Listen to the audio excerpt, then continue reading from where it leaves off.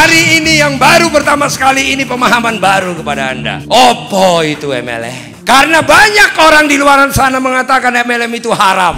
Banyak orang mengatakan di luar sana bonusnya dari mana. Lo main MLM tapi lo nggak ngerti. Nah, aku ajarkan kau sekarang. Saya akan ajarkan kepada Anda apa itu MLM. Erwin ini adalah pengusaha. Nah, Erwin ini memiliki pabrik. Dia memproduksi, katakan satu produk. Produknya sepatu. Biaya memproduksi sepatu itu 100.000 rupiah. Bahan apa semua dan untung dia 100.000 rupiah. Dia itu. Aku mau tanya, ini ada yang beli nggak sepatunya? Ada nggak yang beli sepatunya? Siapa yang beli? Masa datang ke pabriknya? Ada yang beli sepatunya nggak? Belum. Erwin berpikir, gimana sepatu gua agar bisa dibeli orang? Maka ini harus sampai ke toko nggak? Maka dibangunlah namanya jalur distribusi. Pemasaran itu ada dua. Ini pabrik ya. Ini disebut jalur distribusi. Apa yang disebut dengan jalur distribusi ini? Inilah mulai dari pabriknya Erwin sepatunya nanti sampai ke toko. Maka dia ngomong, lo punya duit nggak, Van? Gitu bahasanya. Kayak Van. Kenapa emang Win? Gua punya sepatu ini bagus nih. Lo pegang Indonesia deh pemasarannya. Lo punya gudang kan? Punya. Udah lo beli ke gua deh. Gua nggak jual ke siapapun. Lo aja untuk Indonesia. Ini salah satu mimpi orang jadi distributor tunggal. Siap, kata Avan. Berapa sama gua? Ya sudah, sama lo 5%, kata Erwin. Lo beli ke gua dah. Siap. Dia pegang Indonesia market. Dapat berapa dia? 5%. Udah dibeli orang belum? Belum. Avan mikir, kalau di gudang gue nih sepatu nggak akan laku ini. Gua pasarin deh, saya cari di setiap provinsi deh yang pegang. Panggil Tan. Tan, kau kan dari Jawa Timur Tan. Ini bagus ini. Lo pegang Jawa Timur mau nggak Tan? Lo punya gudang kan? Lo beli ke gua ya. Gua nggak jual lagi di Jawa Timur. Lo aja yang nguasain Jawa Timur. Mau nggak kawan ini? Bangga, ini salah satu impian orang kerja. Jawa Timur gak cukup, datang Avan. Yo, lo kan Jawa Tengah yo, lo punya duit kan? Lo punya gudang gak? Datang Mario, gua punya. Lo jual sepatu gua gak akan jual di Jawa Tengah. Lo pegang Jawa Tengah. Berapa sama gua? Kata mereka nih, 5%. Artinya siapan menyusun setiap provinsi, ngerti gak? Aku mau tanya lagi, laku nggak di Jawa Timur produknya? Belum, masih di gudangnya Nathan. Nathan mikir, gua pegang Jawa Timur nih, caranya gimana nih? Gua bangun deh tingkat kabupaten deh, bicara sama Akram. Kram, lo pegang Nganjuk mau nggak? Lo kan di Nganjuk, gua punya sepatu nih, gua pegang Jawa Timur nih. Ya udah siap, berapa sama gua? Kata Akram. Udah 5% sama kau. Nih beli sama gua. Jadilah ini di Nganjuk. Begitu juga setiap daerah. Udah dibeli orang belum? Belum. Maka ini masih bisa berlanjut tingkat kecamatan. Sama seperti agen-agen beras di kampung-kampung. Sederhanakan saja sama Akram. Jak, lo kan punya toko nih. Lo beli dari gua barangnya deh. Daerah ini lo kuasain nih. Jual di toko lo. Oke, kata Jaki. 5% sama lo. Ajis juga begitu. Lo punya toko nih. 5% sama lo. Barang sudah dipajang di toko. Tadi dari pabrik. Ngerti gak? Barang sudah dipajang di toko. Aku mau tanya, dibeli orang gak barangnya? Belum, nggak dikenal. Lo biarpun ada barang di toko, dibeli orang nggak? Belum, nggak dikenal barangnya. Win, barang yang nggak dikenal nih, lo promosiin dong. Oh siap, siap, kata Erwin. Dibuatlah promosi sama Erwin. Disewalah artis yang cantik-cantik, dibikin di televisi, dibikin di radio, dibikin di surat kabar, dibikin di majalah. Sama seperti handphone kalian ini juga. Jadi ini konsepnya nih, biar kamu ngerti orang-orang kaya itu gimana cara ngejual barangnya. Nah, dipromosikan lah sampai bikin musik, iklan-iklan di jalan, dipromosikan agar dikenal orang barang itu, ngerti gak? Maka berhubunganlah dia ke satu orang, ini Maulana, agen promosi. Kata si Erwin, Lan, kau promosikan ya, di TV harus ada, di radio harus ada, bikin acara-acara kayak iklan rokok itu loh. Persoalannya, berapa sih dijual sepatu itu? Tadi di Erwin 100.000. Kira-kira bisa 100.000 nggak dijual? Nggak bisa. Tadi agen nasional 5%, agen provinsi 5%, udah berapa persen? Agen kabupaten 5%, udah berapa persen? Toko 5%, udah berapa persen? 20%. Berarti harga sepatu berapa? 100.000 kali 20%. Berarti 120.000. Udah harganya? Belum. Biayanya promosi sama Maulana. Katanya berapa? Ya udah, kita ambil 30% dari total harga untuk bikin iklan-iklan. Oke, berarti berapa? 30.000. Nah, datanglah Rifki beli sepatu 150.000. Ngerti gak kalian? Tetapi sesungguhnya harga sepatu itu di Erwin berapa? Itu. Jadi masing-masing mereka ini pengusaha.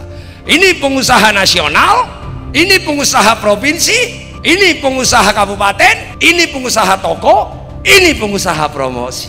Pakai duit semua nggak mereka atau pakai daun? Tapi bangganya minta ampun ya, pengusaha Wih, apalagi sekarang ini di mata masyarakat. Wah, dia distributor tunggal itu. Gudangnya di sana. Kalau ada acara di kampung, pasti duduk dia di depan. Padahal kalau produknya nggak laku, bisa disita bank semua hartanya. Inilah yang saya katakan pengusaha tadi nih. Mereka ini karena saling kenal. Jadi tidak tiba-tiba Erwin nunjuk si Avan. Tidak tiba-tiba, karena kenal. Makanya kau harus punya jaringan. Harus kenal itu, ya. Nah, tetapi kesempatan begini sulit. Tetapi intinya adalah semua mereka ini pengusaha nggak? Lo pengen nggak begini? Jujur dulu, jangan bohong-bohong. Lo pengen begini nggak? Persoalanmu tidak punya duit. Persoalanmu tidak punya jaringan. Persoalanmu lo tidak kenal pabrik. Nah, konsep yang saya ceritakan inilah yang disebut dengan pemasaran retail atau konvensional. Inilah yang disebut dengan pemasaran konvensional. Maka rata-rata itu dipasarkan konvensional. Rokokku ini pun juga konvensional. Nah, tetapi saya lanjutkan. Tadi Avan agen nasional, betul? Nathan agen provinsi. Aku mau tanya, kira-kira bisa lebih kaya nggak Nathan ini dari Avan? Bisa nggak Nathan ini lebih kaya dari Avan? Nggak mungkin. Karena semua penjualannya ini jadi penjualannya ini, betul nggak? Maka tidak mungkin lebih banyak penghasilan si Nathan dari Avan. Berarti artinya apa ini? Atas injak bawah. Biar kalian tahu. Maka hidup konvensional itu sebenarnya atas injak.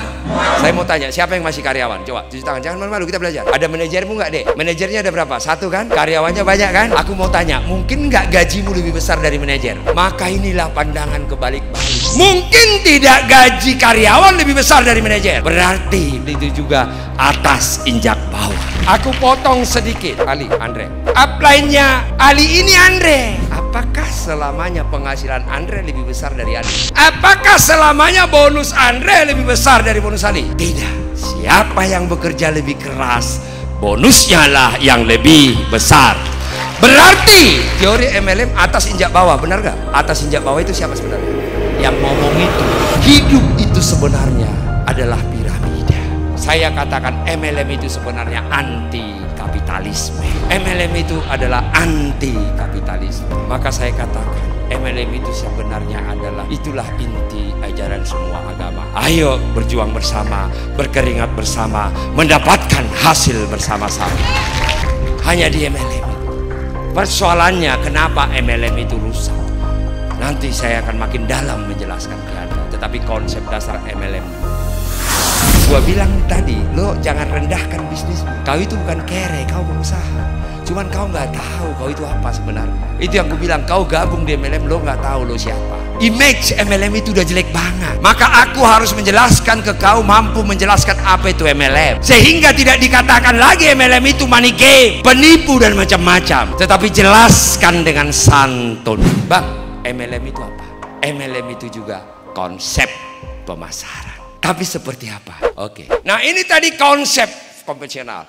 Konsep MLM kayak gimana? Gua bikinlah model sepatu yang lain kira-kira seperti itu. Nah, ini pengusaha MLM. Jadi MLM itu lahir tahun 30-an. Datang Erwin, lo mau jual sepatu gua nggak? Tapi lo dengan cara MLM. Gua udah punya model lain dengan cara konvensional. Modal gua 100.000. Lo jual 150.000. Terserah lo mau kemana 50.000 itu. Yang penting lo balikkan duit gua 100.000. Tetapi orang beli 150.000. Sama dengan harga tadi sepatu yang dijual. Ngerti gak? Jadi tidak boleh lebih kecil lebih besar. Harus 150.000. Oke, datanglah Fikri ini. Oke, gua bikin konsep deh. Tanpa ini, tanpa promosi. Nah, dia berpikir, saya mau jual ke pemakai, tetapi harus ada mekanisme. Gua bagi deh yang 50.000. Sebahagian untuk gua, sebahagian untuk pemakai. Itu pikirannya si Fikri nih. Dipanggillah si Surya ini. Sur, gua punya sepatu bagus nih. Lo mau beli nggak sepatu gua? Satu. Bagus lo Sur, enak dipakai, murah lagi harganya. Datang Surya. Berapa harganya? 150.000. Oke. Gua beli deh, karena dicek di sana juga 150.000, ngerti gak? Tunggu dulu, kata Fikri. Lo ada dapat lo beli sekarang dari gua 150.000, tetapi lo masih ada penghasilan lain. Lo ngomong aja ke orang lain, bukan ajak, ngomong aja, itu bahasanya. Makanya aku bilang bicara. Sur, lo ngomong aja ke orang lain tentang sepatu ini. Kalau nanti ada yang beli ke gua kasih lo duit. Wih, enak nih kan, Surya udah beli. Gua pelajari deh sepatunya kayak gimana, rasa enaknya dipakai, kulitnya dan macam-macam, biar gua bisa ngomong ke orang lagi tentang sepatu ini. Dia belajar nggak? Maka dia belajar product knowledge. Kenapa dia belajar product knowledge? Karena ditawarkan ada duit dari sini kalau dia ngomong. Ngerti nggak? Oke. Datang Surya, ketemu sama Joe. Hey Joe, gua punya sepatu loh, ini bagus nih sepatu yang gua pakai ini nih. Enak loh, gua nendang tembok nggak bocor nih. Enak nih, kaki gua nggak sakit nih. Pakai deh, bagus sepatunya, lebih bagus daripada yang di toko. Gua udah coba nih, enak nih. Harganya berapa? 150.000. Nanti lo beli ke sana, kantornya di sana. Ya udah, gua beli deh. Tunggu dulu Jo. Kalau lo ngomongin sepatu ini, orang mau beli juga. Lo dapat duit lo. Yang benaran lo. Stop, jangan ada yang ngantuk. Pada saat si Surya pertama sekali beli ke si Fikri, maka si Surya ini namanya member. It's you. Tetapi pada saat si Surya pengen dapat duit karena ditawarkan Fikri di sini ada duit, dia menjelaskan ke orang lain agar dipakai sepatu itu. Dia menjelaskan ke Joe agar beli sepatu, maka si Surya namanya jadi leader. Maka leader berarti tugasmu apa? Mengajarkan orang lain, mengajak agar bisa paham bisnis itu. Udah Joe, lo beli deh. Nanti kita sama-sama ke kantor, ke tempatnya Fikri. Lo dapat duit lo kalau lo kasih tahu sepatu ini ke orang lain. Maka mereka berdua pergi ke sini. Maka dia dapat duit. Ngerti nggak konsep MLM? Joe sama Surya, kita bikin tim yuk, biar nanti kita bisa ngajakin orang banyak beli sepatu kita. Kan lo dapat duit, lo dapat duit. Oh ya udah, kita bikin home prospect OPP. Nanti member-member baru datang bawa undangan, kita yang presentasi, biar beli sepatu semua. Kita semua dapat duit. Nanti kita ajarkan lagi yang baru masuk itu agar dapat duit lagi. Menjadi profesional networker. Inilah MLM. Pertanyaannya, berapa ini dibayar? Berapa ini dibayar oleh si Fikri? Oke, balik lagi. 100.000 untuk harga beli ke si Erwin, 50.000 untuk si Fikri dan member leader ini, ngerti gak? Maka 50.000 itu dibagi dua. Satu untuk perusahaan, satu untuk member dan leader. Banyak mengatakan haram MLM. Bonusnya dari mana? Udah ngerti nggak kau bonusnya dari mana? Bonusnya adalah biaya mereka ini. Biaya ini tadi berapa total? 50.000 rupiah. Maka bonus itu adalah biaya agen-agen ini dan promosi. Itulah yang dibayarkan oleh perusahaan MLM. Aku mau tanya, kalau ini nggak bicara dapat duit nggak dia? Berarti halal nggak sih bonus itu? Berarti dia harus bekerja baru dapat duit. Ngerti gak? Siapa yang mengatakan bekerja orang dapat duit haram? Aku nggak tahu itu diskusinya dari mana. Berarti ini kan harus kerja. Paham? Berarti kalau kau berpikir member MLM langsung dapat duit, aku nggak tahu pemahamanmu gimana. Pertanyaan klasiknya, kenapa aku tidak pernah gabung di MLM? Sebenarnya sebelum saya ke titik itu, ini pengusaha nggak? Ini pengusaha nggak? Biar kalian tahu, Surya Joe itu adalah pengusaha distribusi agen nasional sampai toko. Maka kalau kau member MLM, sebenarnya kau adalah pengusaha nasional sampai pengusaha provinsi sampai pengusaha toko. Jadi kau sebenarnya bukan kere. Luar biasanya, nggak perlu pakai gudang. Sesungguhnya kau tidak punya modal. Modalmu ini, gudangmu ini. Sementara dia harus punya toko. Kawan ini nggak perlu ngomong-ngomong doang. Dia tidak perlu bawa-bawa produk begini. Ini harus ada stok produk. Dia harus beli cash. Lo nggak perlu pakai gudang. Lo nggak perlu pakai kantor. Lo nggak perlu pakai karyawan. Lo ini kantor. Duit jutaan per hari ada di mulutmu. Itulah Melia Sehat Sejahtera. Jadi sesungguhnya kau ini adalah pengusaha ini semua. Dan pengusaha promosi. Kau artisnya, kau iklannya. Maka sudah terjawab kenapa MLM, produk MLM itu tidak dipromosikan. Karena tugasmu adalah mempromosikan, berbicara, kau dibayar. Jadi kalau ada produk MLM dipromosikan, MLM kelayangan. Nah ini konsep MLM. Persoalan ini saya sudah tahu tahun 89. Kenapa Syukur Nababan nggak mau bergabung? Aneh nggak menurut kau? Aku tahu. Dikasih Mercy nggak mau gabung, dibayarin nggak mau gabung, dikasih duit operasional nggak mau gabung. What's the problem? Inilah jawaban. Yang bagi hasil itu siapa? Surya atau Fikri? Yang bagi hasil 50.000 itu tadi siapa? Fikri atau Surya? Persoalan pertama di sini.